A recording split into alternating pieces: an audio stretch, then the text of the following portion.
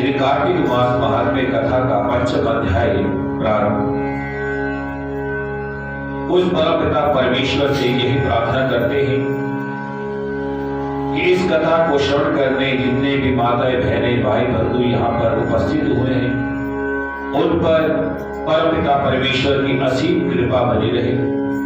और आज कार्तिक मास के चतुर्थ में बड़ा पावन व्रत करवा चौथ, सभी जो हमारी बहनें हैं माताएं हैं सभी अपने अपने सुहाग की दीर्घ आयु के लिए जो व्रत रख रही हैं उपवास रख रही हैं, उस व्रत में उपवास में प्रभु की असीम कृपा उन पर बनी रहे, सशक्ति बनी रहे। और किसी ने मुझे मैसेज करके ये भेजा था कि पंडित जी जब आप कथा सुनाएंगे तो एक संदेश मेरा भी सब जगह देंगे, वो संदेश अच्छा भी है, इसलिए मैं आप सभी से साझा कर रहा हूँ कि जैसे आजकल ये जो माहौल चल रहा है, क्योंकि कहते हैं कि इस समय अपने कंठ को सूखने नहीं देना है, तो प्रभु की तरफ से ये आप सभी को छूट है। हालांकि ये छूट बड़े देते हैं, लेकिन व्यास नदी पर बैठकर प्रभु के इच्छा अनुसार मैं आपको ये संदेश दे रहा हूँ कि अगर आपको ऐसा कुछ अनुभव हो कि मेरे देह को कुछ तकलीफ हो रही, क्योंकि ईश्वर कहता है कि अपनी देह को तकलीफ देकर कोई व्रत मत रखिए, क्योंकि हमारे अंदर परमात्मा बैठा है। ठीक है, वो भी पति जो है परमेश्वर होता है हमारा, उसकी दीर्घ आयु के लिए अगर आपका भाव सच्चा है तो कोई भी उसको आहत नहीं पहुंचा सकता है। तो अगर आपको जब ऐसा लगे तो ये आपको ये छूट दी जा रही है कि अगर आपको ऐसा कुछ लगे तो आप कुछ लिक्विड अवश्य लें, मतलब कि अपने आप को तकलीफ नहीं देनी, क्योंकि आजकल जैसा माहौल चल रहा है उसके अकॉर्डिंग मैं आपको ये सब बता रहा हूं। तो आप ये कर सकते हैं, लिमका चाय दूध कुछ भी आप लिक्विड दे सकते हैं। ठीक है, इतनी छूट ये परमात्मा के चरणों में आपको आज दी जा रही है। ठीक है, बोलो श्री विष्णु भगवान की जय। प्रभु मुझे सहारा है तेरा, जग के पालनहार, कार्तिक मास की महात्म की कथा करूं विस्तार। बोल सियावर रामचंद्र भगवान की। कथा प्रारंभ होत है, सुनो श्रोतधर ध्यान, श्री राम ते लक्ष्मण जानकी, सदा करो कल्याण। सियावर राम जय जय राम, मेरे प्रभु राम जय जय राम। गोविंद जय जय गोपाल जय जय गोविंद, गोपाल जय जय राधा रमण हरि गोविंद जय जय, राधा रमण हरि गोविंद जय जय, गोविंद जय जय गोपाल जय जय, गोविंद जय जय गोपाल जय जय, राधा रमण हरि गोविंद जय जय, राधा रमण हरि गोविंद जय जय। विष्णु भगवान की जय, बोल शंकर भगवान की जय, और मां गंगा तेरी सदा ही जय। राजा पृथ्वी ने कहा कि हे मुनि, आपने कार्तिक मास के स्नान का फल कहा, अब अन्य मासों में विधिवत स्नान करने की विधि, नियम उद्यापन की विधि मुझसे बताइए। देवर्षि नारद जी बोले कि हे राजन, आप भगवान विष्णु के अंश से उत्पन्न हुए हैं, अतः यह बात आपको मालूम नहीं है, फिर भी मैं आपको यथोचित विधान बतलाता हूं। अश्विनी मास में शुक्ल पक्ष की एकादशी से कार्तिक के व्रत करने चाहिए। सुबह ब्रह्म मुहूर्त में उठकर जल का पात्र लेकर गांव से बाहर पूर्व या उत्तर दिशा में जाए। दिन में अथवा शाम को कान पर जनेऊ चढ़ाकर पृथ्वी पर घास बिछाकर सिर को कपड़े से ढककर मुंह को भली भांति बंद करके थूक व सांस को रोककर मल मूत्र का त्याग करके पश्चात मिट्टी में जल से भरी भांति अपनी कुतांगों को धोवे। तत्पश्चात जो मनुष्य दातुन मुख शुद्धि नहीं करता उसके सब मंत्र निष्फल हो जाते। अतः दांत और जीभ को यज्ञ पूर्वक शुद्ध करना चाहिए और निम्नलिखित मंत्र पढ़कर वृक्ष से दातुन तोड़नी चाहिए। हे बृहस्पति, तुम हमें आयु, कीर्ति, तेज, प्रज्ञा, पशु, संपत्ति, महाज्ञान, बुद्धि और विद्या प्रदान करो। यह मंत्र पढ़कर दूर वाले वृक्ष पर बाहर अंगुली के दातुन तोड़कर करे। व्रत या श्राद्ध के दिन दातुन नहीं करना चाहिए। प्रतिपदा, अमावस्या, नौमी, छठी, रविवार को चंद्र सूर्य ग्रहण दातुन नहीं करना चाहिए। कटीले पेड़ों, कपास, पीपल, बरगद, निर्गंध इन पेड़ों का दातुन नहीं करनी चाहिए। तत्पश्चात भली भांति स्नान करके फूल माला, चंदन और पान इत्यादि आदि से पूजन सामग्री लेकर प्रसन्न वह भक्ति भाव से पूर्व भगवान शंकर के मंदिर में जाना चाहिए। वहां सभी देवी देवताओं का अर्घ्य, आचमन आदि वस्तुओं से अलग अलग पूजन करना चाहिए। प्रार्थना एवं प्रणाम करना चाहिए। फिर भक्तों के स्वर में स्वर मिलाकर श्री हरि का कीर्तन करना चाहिए। मंदिर में जो गायन भगवान श्री हरि का कीर्तन करने आए हो उनका माला, चंदन, तांबूल आदि पूजन करना चाहिए, क्योंकि देव स्थान में भगवान कीर्तन करने वाले भी साक्षात भगवान विष्णु की मूर्ति ही होते हैं। यह लोग सतयुग में विष्णु जी को अपनी तपस्या, योग और दान द्वारा भगवान को प्रसन्न करते। मगर कलयुग में भगवत गुणवान ही भगवान श्री हरि को प्रसन्न करने का प्रथम साधन माना गया। नारद जी ने राजा पृथु से कहा कि हे राजन, मैंने एक बार भगवान से पूछा कि हे प्रभु, आप सबसे अधिक कहाँ रहते हैं? यह सुनकर भगवान ने कहा कि हे नारद, मैं वैकुंठ अथवा योगियों के हृदय में ही रहता हूँ, अपितु जहाँ मेरे भक्त मेरा कीर्तन करते हैं वहां मैं अवश्य ही जाता हूँ। बोल श्री वृंदावन बिहारी लाल की। जो मनुष्य चंदन माला आदि मेरे भक्तों का पूजन करते हैं उनकी मेरी ऐसी प्रीति होती है जैसे कि मेरी पूजन से ही नहीं हो सकती। शीश, धतूरा, गिरजा, चमेली, केसर और गंधार तथा कटहल के फूलों को अक्षतों से भगवान विष्णु के पूजन नहीं करनी चाहिए। अटहल, कंद, ग्रीष, जूहू, मालती, केवड़ा के पुष्पों से शंकर भगवान की पूजा नहीं करनी चाहिए। लक्ष्मी की इच्छुक पुरुषों को तुलसी पत्र से सूर्य नारायण का पूजन नहीं करना चाहिए। जिन देवताओं का पूजन में जो फूल निषिद्ध है उन्हीं से उनका पूजन करें। पूजन समाप्त होने के पश्चात भगवान से क्षमा प्रार्थना करें यथा से सुरेश्वर, हे देव, मेरे पास ना मंत्र है, ना क्रिया है, ना भक्ति में ही हूँ। जो कुछ भी पूजा मैंने आपको की उसे पूरा करें। ऐसी प्रार्थना करने के बाद दंडवत प्रणाम और क्षमा करना, प्रार्थना करने के बाद कीर्तन करना चाहिए। श्री हरि की कथा सुननी चाहिए और प्रसाद ग्रहण करना चाहिए। इस तरह बताई हुई विधि से अनुसार जो मनुष्य कार्तिक व्रत का अनुष्ठान करते हैं संसार के सभी सुखों को भोगने के बाद अंत में मुक्ति को प्राप्त हो जाते हैं। बोल श्री बांके बिहारी लाल की।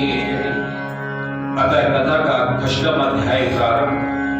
जिसके सुनने से सब पाप नाश हो जाए। कार्तिक मास का लिखो 6वां अध्याय। नारद जी ने कहा, जब 2 घड़ी रात शेष रह जाए तब तिल, कुश, अक्षर, चंदन आदि लेकर शुद्ध होकर जलाशय पर जाए। नहर की अपेक्षा नदी में स्नान करके 10 गुना फल मिलता है और नदी की अपेक्षा संग पर स्नान करने से 10 गुना फल प्राप्त हो जाता है तथा तीर्थ पर स्नान करने से इस सबसे दुगना फल प्राप्त होता है। स्नान से पहले भगवान का ध्यान करके स्नान आदि संकल्प करें। फिर तीर्थ में उपस्थित देवताओं का क्रमशः अर्घ, आचमन आदि देवे। अर्घ मंत्र यह है, हे कमलनाथ आपको नमस्कार है, हे जलशाही भगवान को नमस्कार है, हे ऋषिकेश आपको प्रणाम है।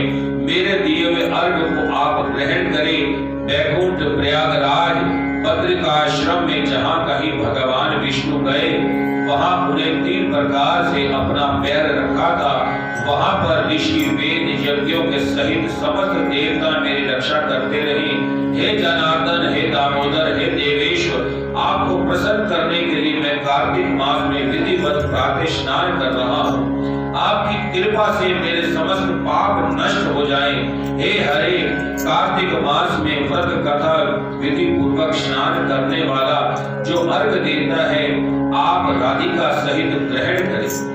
हे कृष्ण, हे प्रबल राक्षसों का नाश करने वाले भगवान, हे पाप नाशक, कार्तिक मास में नित्य प्रतिदिन हुए मेरे इस अर्घ द्वारा कार्तिक स्नान का व्रत करने वाला फल मुझे प्राप्त।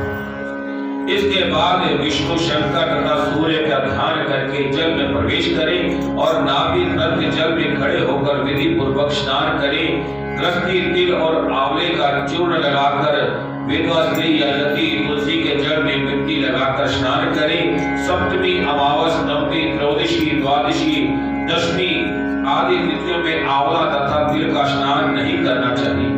स्नान करते हुए निम्न शब्द कहें, जिस भक्ति भाव से भगवान ने देवता के कार्य के लिए 3 प्रकार का रूप धारण किया था, वही पापनाशक भगवान विष्णु अपनी कृपा से मुझे पवित्र बनाए।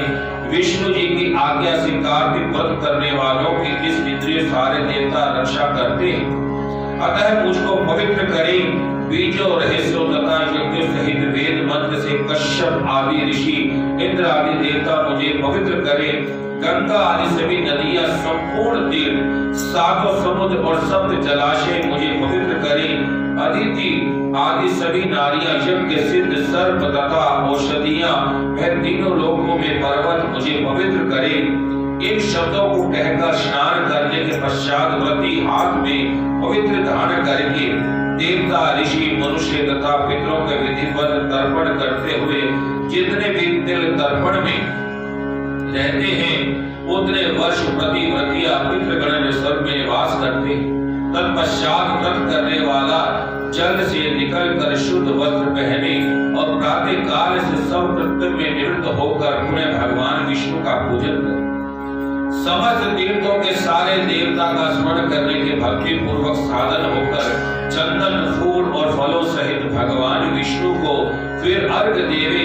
अर्घ मंत्र का अर्थ यह है, पवित्र कार्तिक मास में मैंने स्नान किया। हे विष्णु, राधा के साथ आप मेरे दिए हुए अर्घ को ग्रहण करें। तत्पश्चात चंदन, फूल, तांबूल, पान आदि से वेद पाठी ब्राह्मणों का श्रद्धा पूर्वक पूजन करें और बार बार साष्टांग प्रणाम करें। ब्राह्मणों के दाएं पैर में तीर्थ रहते हैं, मुख में वेद और सारे अंगों में देवता निवास करते हैं। अपने कल्याण की कामना करने वाले लोग ना इनका अपमान करें और ना ही साथ में विरोध करें। जो इंसान अपने जीवन काल में 3 लोगों का अपमान नहीं करते, उनका सम्मान करते हैं, तो ईश्वर भी उन पर कृपा बनाए रखते हैं। 3 लोग हैं, वो कौन है? भक्त, संत और ब्राह्मण। यानी कि आप जो है, आप सभी भक्त हैं। यानी कि आप लोगों का भी अगर कोई अपमान करता है तो वो सुखी नहीं रह सकता। और वैसे ही ग्रह लक्ष्मी का जो अपमान करता है अपने जीवन में, वो सदा ही दर्द रहता है, दुखित रहता है। क्योंकि जो स्त्री का अपमान करता है उसको देवता बख्शते नहीं। क्योंकि देव लक्ष्मी को जब हम ब्याह कर लाते हैं उसको लक्ष्मी रूप कहते हैं, लेकिन उसी लक्ष्मी का अपमान करते हैं और बाहर हम धन कमाने के लिए जद्दोजहद करते रहते हैं। घर में जो लक्ष्मी है उसका तो हमने अपमान किया और बाहर जाके हम जितना मर्जी चढ़ावे चढ़ा रहे देवियों पर, वो चढ़ावे स्वीकार नहीं होते। और संत, अगर द्वार पर कोई संत आया है उसका भी अपमान नहीं करना चाहिए। अगर आप में सामर्थ्य है उसको देने के लिए तो आप दीजिए, नहीं तो हाथ जोड़ दीजिए, उनको धुतकारिए नहीं। क्योंकि उनको धुतकारने से ना जाने किस रूप में नारायण हमारे द्वार पर आए हैं और हम अपमानित कर देते हैं। कभी भी उनको धुतकारना नहीं चाहिए। हाथ जोड़ दीजिए। अगर आपके पास सामर्थ्य नहीं है तो आप हाथ जोड़ दीजिए, नहीं तो जो भी आपके पास अन्न है, जल है, जो भी धन है, आप उनको दीजिए और उनको प्रणाम कीजिए। और फिर एकाग्रचित्त हो भगवान विष्णु की प्यारी तुलसी का पूजन करें। और आप में से संगत में से जो कोई तुलसी का पौधा अगर ला सके तो यहाँ पर तुलसी का पौधा जरूर लाइए, क्योंकि अभी तक तुलसी का पौधा आया नहीं है। तो जो भी ये सेवा देना चाहता है तो वो दीवार की छुट्टी लगी हुई है, परिक्रमा नहीं हो सकती उसकी। कल एक खुदा यहाँ पर सुंदर सा खुदा गई, ठीक है जी, आता है, पूजन करें, उनकी परिक्रमा करें तथा प्रणाम करें। हे देवी, हे तुलसी, देवताओं ने ही प्राचीन काल में तुम्हारा निर्माण किया है और ऋषियों ने तुम्हारा पूजन किया है। हे विष्णु के प्यारे तुलसी, आपको प्रणाम है। आप मेरे सब पापों का नाश करो। इस प्रकार भक्ति पूर्वक जो लोग कार्तिक व्रत का अनुष्ठान करते हैं वे संसार से सुखों को भोगते हुए अंत में मुक्ति को प्राप्त हो जाते हैं। बोलो श्री विष्णु भगवान की।